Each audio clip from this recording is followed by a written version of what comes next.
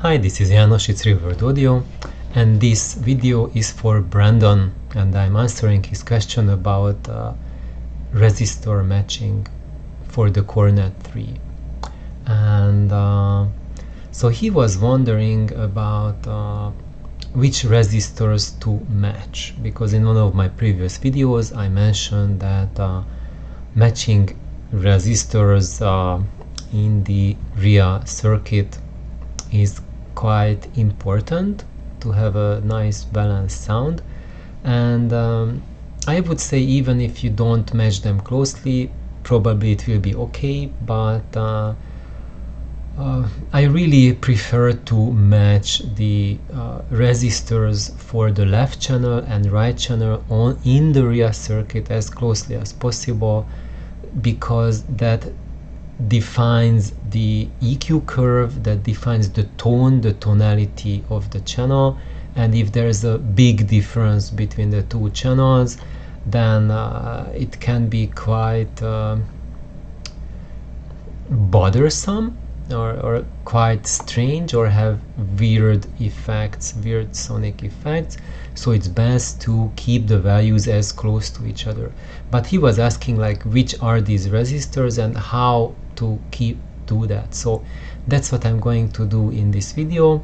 So here I have he was asking about the Cornet 3. So he has the circuit board for Cornet 3, and he's populating it with resistors. So I'm looking at the Cornet 3's manual, and I'm scrolling it down to the, so that's how it looks when you finished it. And what we are going to look at is the schematics. So in the schematics here we have the input, and this is your 47K input resistor, and that this defines the input impedance of your amplifier. And eventually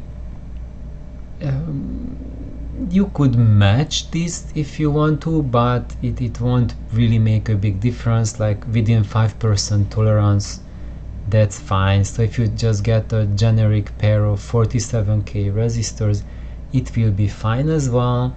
But eventually here you will notice a big difference if it's like 47K or 48K, 49, 50K. Now the biggest trick is that when you buy resistors, especially for these resistors, like that 47K resistor, which is like a tiny, like a quarter watt or half a watt resistor, these are just pennies each, really cheap, and the best way to match them is just get 5 or 10 of these resistors, and even then it will be just like $1 or $2 in price, unless you go for some crazy resistors like some audio note tantalums or something like that. Then yes, you definitely just want to buy just a pair and have the company who sells it match them to you, because if you spend that much money on it, it's better to have them just match them as closely as possible, just in case that you don't want something here that is like, let's say one resistor 45K, another one 49K, that the difference between the two channels would be very much audible. However, and here the point is not to get exactly 47K, because the exact value that you need here depends on your cartridge. So most moving magnet cartridges are just 47K output, but depending on your specific cartridge, you can play around. Maybe you can have a set of resistors going from 30K to 60K, and you can try different values, and you will find that in most cases the 47K is just a guide number. It might be in your case that 45 works the best, or maybe 51, or even 30 or 60, who knows. And it's really something that I would recommend to play around with when you have your whole system optimized already, everything is well broken in, you've been listening to your system for thousands and thousands of hours, you are intimately familiar with everything and everything is stable, and then start to play around with this resistor. And that's really crucial, that only play around with this once you already have a cartridge and your turntable set for you. Because if you are going through cartridges, trying out different ones, just leave it at 47K or 46K or 49 or 51, 45, it doesn't matter what, between the 45 and the 51K range, everything will generically match the generic moving magnet output level. So here the exact value that it's 47K doesn't matter, anything between 45 and 51 will work, and it will be up to you which one will match your cartridge the best. That's for the last to try out. In the beginning, what I recommend is just buy like a 10 pack of 47K resistors, measure them with your meter, and just put in the closest matched pair in here. And one trick is that when you get by 10 resistors, they at least when you buy, for example, from DigiKey or Mauser, and I'm mentioning these because Brandon is also here. He lives on the same island where I live, here in the United States, and he also has access to these suppliers as well. And when Mauser and DigiKey sends you resistors, they always come in a reel, so that the resistors next to each other were manufactured one right after the other. So it means that whatever paste, whatever film, whatever material was produced for that batch, that was baked to the consecutive resistors. And even if it says, let's say, like a 5% resistor, it's almost a guarantee that 7 resistors out of the 10 will be like within 1% tolerance to each other, and you will find that there is 3 or 4 resistors which are like almost exactly the same value, sometimes like within 0.1% tolerance.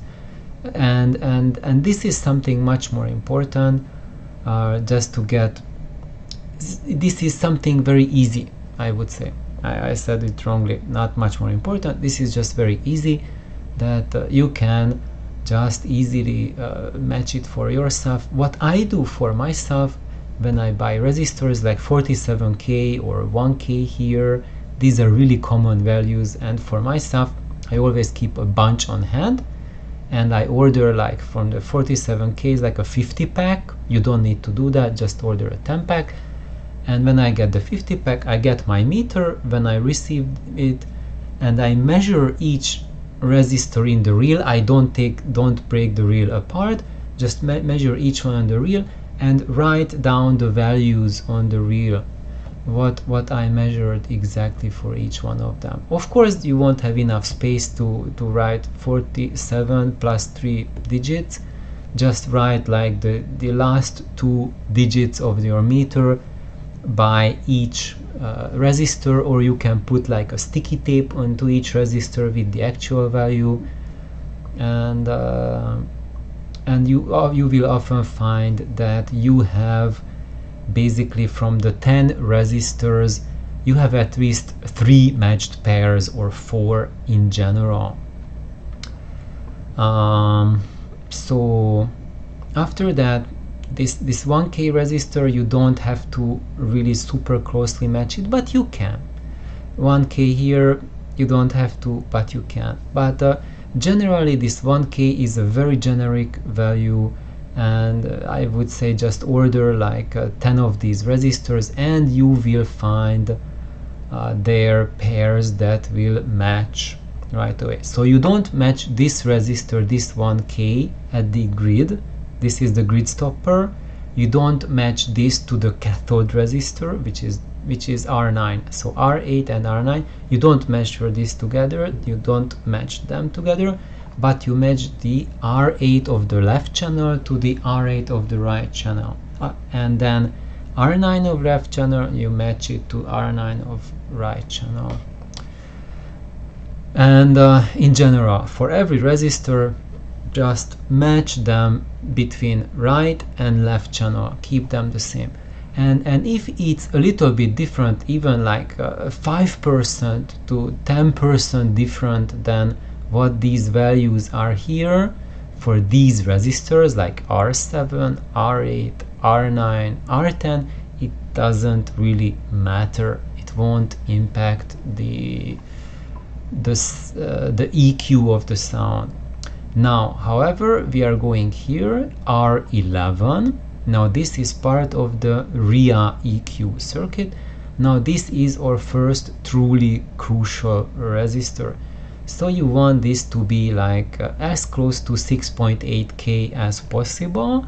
If it's like 6.75 or 6.9 or 6.7, all of these will work. And but if it's a little different from 6.800, then it's going to be, the RIAA curve will be a little bit different from what is published in for the phono stage. However, it doesn't mean that when you get the published EQ curve, the one that Jim designed, the Cornet 3.4, it's not guaranteed that this will be the best with your system, because your system also has its own EQ characteristics, and if your system, for example, has a little bit more in certain frequencies, then if the RIAA cuts a little bit more in there, then it will be more balanced. But it's also a thing that different labels like RCA, EMI, DECA, they have different EQs. So if you don't have this exactly 6.8K, but let's say you have like 6.7K or even 6.6K, it will still sound fine, just that maybe your system now will have a preference to EMI instead of RCA records, or you will start to hear something like that, but by no means will it be broken or anything. However, what I recommend is that to keep it like 6.6 exactly for both channels, or whatever you receive from the in your shipment of resistors.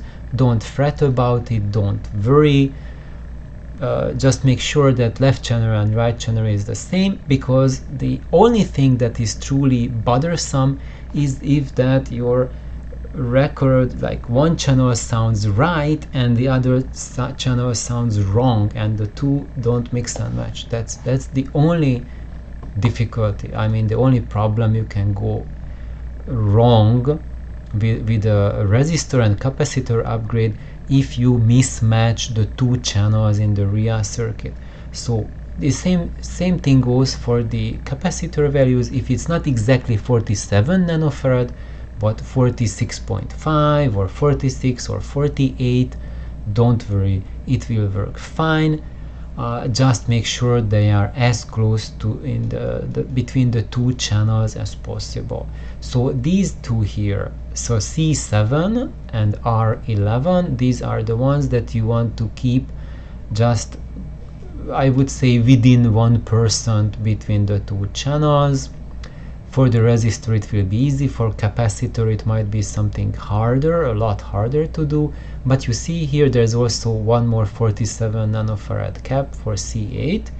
This is just as crucial as C7.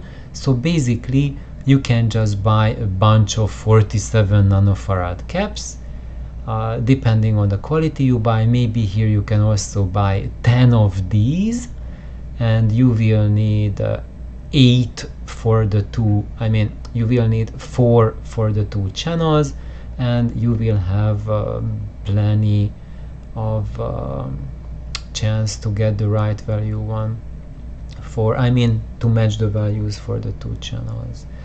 And here R12 470k, this is also part of the RIAA circuit. You want these two also matched as closely between left and right channels as possible. The grid stopper here, that's also part of the RIAA, but not as critical, but hey, you will be able to match this easily because you need 1k for R8, 1k for R9, so you will have enough 1k resistors to get this matched as well. And of course here the cathode resistor of the second tube is also 1k, so you have a lot of 1k resistors just by at least 10 of them or more, maybe 20, and then you will have very easy time to match resistors between the two channels. And here we have this 3.3k and 1 NF. This is also part of the RIAA, but that's like Jim's secret extra curve that's for the 50 kilohertz extension of the RIAA. He has a paper on it, you can read about it. Now there's not many people, if you have like really extended hearing, you can hear like above 16 kilohertz very easily. Then matching this, even then I would say it won't be critical because our hearing is not that acute at those high frequencies. If you have like a a few dB deviation at 40 kilohertz happening, I don't think there's a single human on the planet who can tell any of the difference. So basically these resistors and capacitors which are here in this area, or sorry, here in this square, so basically R11, C7, R12, R13, these are the ones that are most critical. So match these very precisely and try to match them as close to the value shown here as you can. If not, don't worry about it. The important part is between right and left, match them. Wow. And now I'm going to go to Mauser Electronics, because Mauser, they have, oh, there it is, KOA Speer. So if you just type in here KOA Speer to the search, and then it will give you a list. Look at that, carbon film resistors through hole. So I use their carbon film resistors. You can click on it, or you can just type in KOA Speer carbon film. You will get it, it will bring you here, and now we are there, and you just choose 6.8k. So let's just hunt for that 6.8k resistor. How you do it, just click on the 6.5k and then also click on in stock. Can you see it? Maybe you cannot. Okay, now you can see it. So you can also check that in stock box there, and then click on apply filters, and then we see that there are the selections. And then when you look, this is like 5% tolerance, 5%, 5%. So it seems that all of their selections are just 5% tolerances. And here just check that the minimum order is like 1, because sometimes you can see when it's like a really good deal, but it says minimum order like 10,000 resistors, then yeah, no, you don't want to do that, because it's just what do you do with 9,998. But look at that, 12 cents per resistor. And these are my choice resistors for resistor upgrade, the KOA Speer carbon films. And it's important, just get the carbon film from KOA Speer, not their metal film, because like the carbon films, they I think they have and carbon composites or carbon films, they have the most natural tonality. They have really kind, nice and warm and natural sound. and the metal films have that analytical dead cold sound. And what gave the carbon films in the past a wrong name or a bad taste to them was that over time they tended to become noisy, or drift in value. But they drift in value when the amplifier overheats and the circuit board overheats, and basically you are cooking and baking the resistors, and by baking them you change them to become a different value, because when you cook a resistor beyond its heat tolerance, it will change its resistance over time. However, these KOA Speers are really high quality, nice, very well made carbon film resistors, and in this circuit they are not going to get cooked, and they are also super low noise. Metal film technology was like a really big breakthrough in like really low noise floors compared to some cheap carbon film resistors in the past, but these are as quiet as it gets. You won't get any advantage in the noise floor with a metal film resistor. Just what you would get is just I would say ruined tonality. So stick with carbon film. I have for myself, what I did, and this I can recommend for everyone who works with amplifiers. I have a series of these KOA Speers for myself for all different values, and I have 50 of them or 100, and I have them in a drawer, and I have like each values maybe like going like in the kilo ohm range, and I have them in a Ziploc bag, and I write it, that's kilo ohm range half watt resistors, and then 10 kilo ohm range half watt resistors, and whenever I need one I just grab the right bag, open it up, and then flip through them. I put them through like increasing resistance, and I grab a sleeve, and I have like everything like pre-measured. And what you will notice is that these KOA Speers just grab it. So when you receive it, they will be on a roll, and just start measuring one resistor next to the other. And what I found with these KOA Speers is that there's like 50 resistors in a row, and most of them are the same value. So for example, this one is called like 6.8K.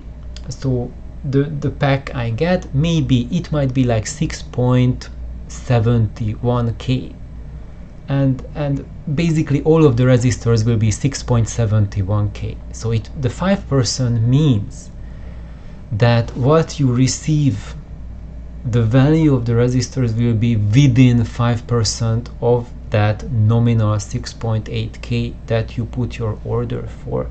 However, each of the individual resistors, I've noticed that most of the time they within 0.1% of each other, and I just measure a couple of the resistors to make sure that all of them are keeping it. Measure both ends of the reel, measure a couple inside the reel, and then you will find sometimes maybe you find a bad batch where there's a bigger variability, but I never found greater than 1% variability within a batch for these KOA Speers. So even if you don't have a high quality multimeter DMM to measure them, just get a reel of KOA Speers, maybe like 10 resistors, and I'm saying 10 because you see when you order 10 there's a massive price break. So basically from 12 cents each if you buy one. If you buy 10, then the price drops to 6 cents each, so it's half price. So basically you get 10 resistors for the price of 5. That's why it's a good idea always to get 10, and then with the 10 you always have that ability that most of the resistors will be like easily within 1% of each other, and you see if you buy 10 it's still 60 cents, so less than $1. and these are really nice quality resistors. So I would say go ahead with that, and with Mauser just select the different values. You can go back, like now we have 6.8k resistance set, and then we have this here. We can put in like buy 10, and then you click on buy and it puts it in your cart. And then you can unclick the 6.8k filter by clicking the X there, and then we can click on the next value, and let's say you can go for the 1k value, apply filters, and then we can browse the 1k resistors. And here it also shows you like the power rating, like a quarter watt, half a watt, or 1 watt. I would say like for most of these resistors, like let's just go back. Where was I? Here. We were here. So most of them, quarter watt will be plenty, but I would say for the 1k resistor, I would recommend use the 1 watt. So basically use 1 watt resistor values here, and then of course you can use the same 1 watt here for the R8 and R13, which will be a total overkill, but you're going to get a 10 pack anyway, and it will be still probably cheaper than just buying an extra 10 pack of quarter watters there. Also the R10, these ones you also need to have them with heavier wattage, the 130k resistors. I think at least 3 watt or so. Where was I? Yeah, and probably you will find 3 watt resistors for that value as well. And let's see. Yeah, and one more thing is that Brandon also asked me about matching the tubes, the 12AX7s, and is there a need to match them in this circuit? And I say no. In my experience, for the past 15 years I stopped even testing the tubes that I put in the Cornet. It doesn't matter.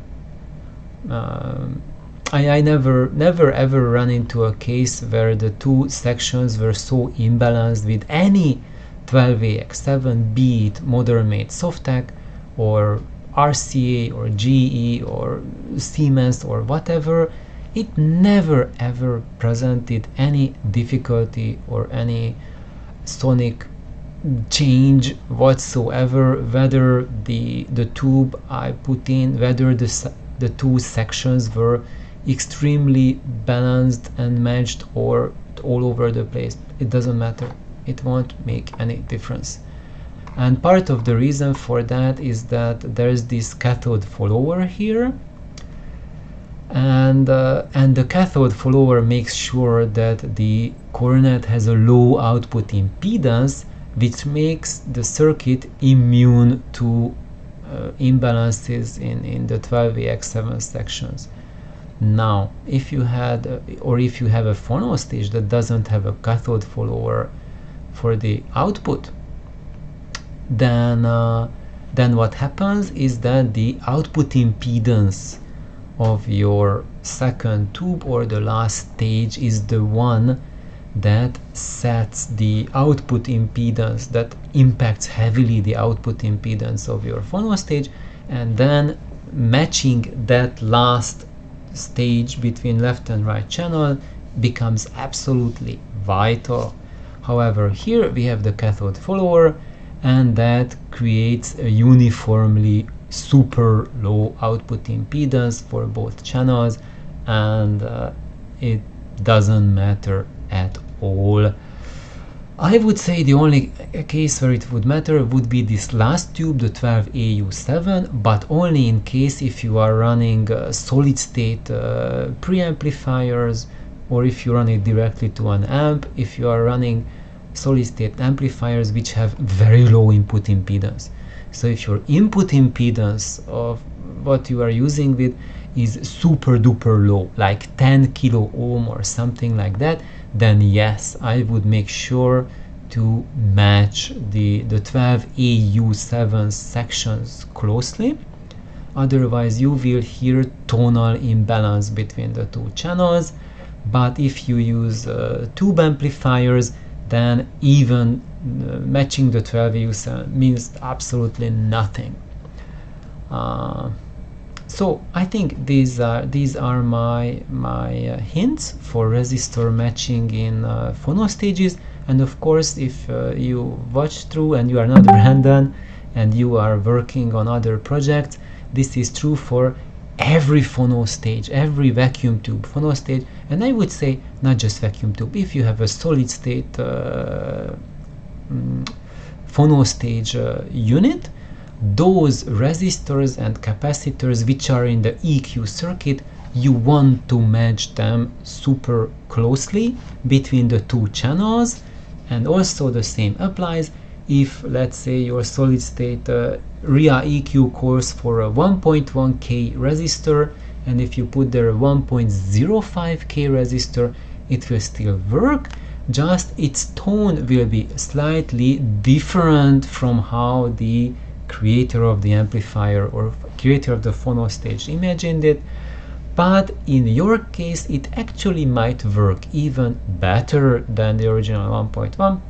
But I would say do not on purpose deviate from that value which is published there, because you never know that your scenario, your room, your system, your speakers, in which way deviate from the flat line. Because if they deviate one way and you also deviate more towards that direction with the changes in your phono circuit, then it will just detract from the sound noticeably. If you are very brave, then what I recommend is like experimentation. So for example, here we have that 6.8K resistor, then play around with it, change it to a 6.7K and change it to a 6.9K. Of course, in both channels strictly matched 6.7K pair and 6.9K pair, and listen. And not just listen, A/B test on a single record, single LP, single track A/B test. No, change it to 6.7K and then use it for half a year. Put on all kinds of records, different labels, etc, etc, etc.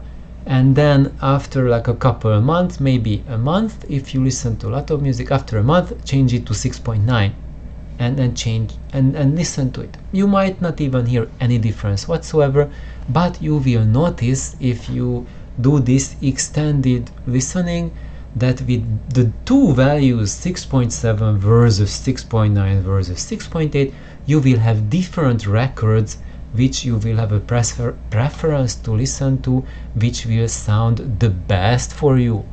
And here actually we are entering the land of the variable EQ phono stages, and that's when we realize after a while that actually each label has a different EQ curve for their records, which is optimal for that record.